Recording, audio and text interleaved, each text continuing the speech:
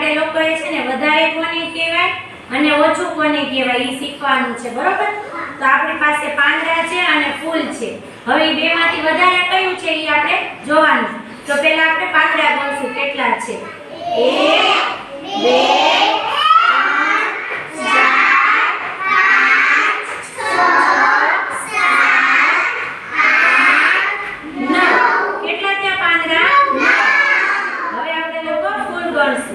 2